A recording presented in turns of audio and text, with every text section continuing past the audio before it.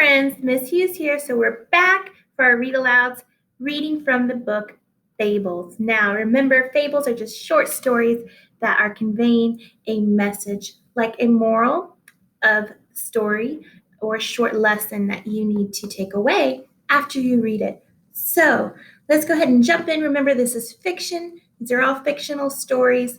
And then we'll talk about making predictions as well as author's purpose.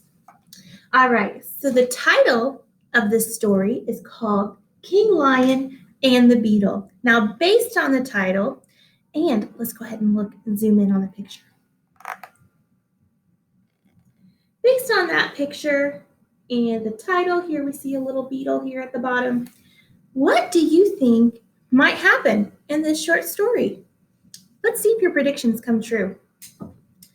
King Lion looked in the mirror. "What a beautiful, noble creature I am," he said. "I will go forth to show my devoted subjects that their leader is every inch a king." The king put on his robes of state, his large jeweled crown, and all of his gold and silver medals. As he walked down the roads of his kingdom, everyone who saw him bowed to the ground. "Yes, yes," said King Lion.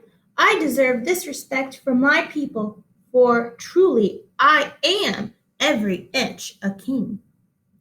There was a tiny beetle standing near the road. What do you think that tiny beetle is going to do?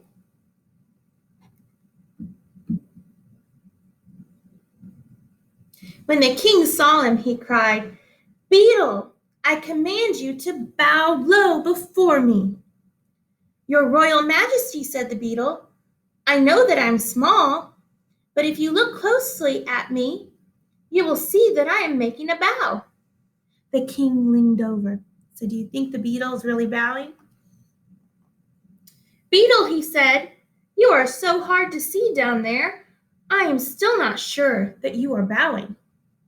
"Your Majesty," said the beetle, "please look more closely. I assure you that I am indeed bowing." The king leaned over a little farther. Now the robes of state, the large jeweled crown, and all of the gold and silver medals had made King Lion very top-heavy.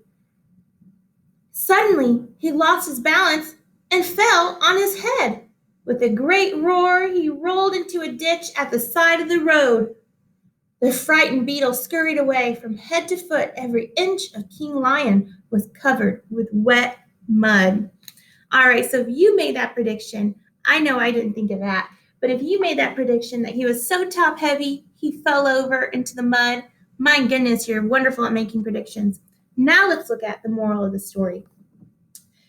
It is the high and mighty who have the longest distance to fall.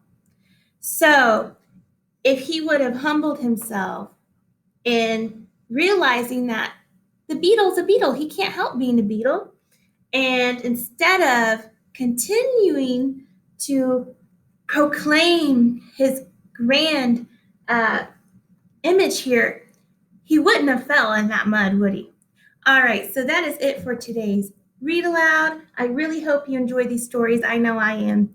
And then, of course, the author's purpose is to entertain. We know that because the author, first of all, this is a fiction. It's not real. These are made-up stories. So the author's entertaining us by trying to give us these little morals or lessons with some beautiful illustrations to go along with it.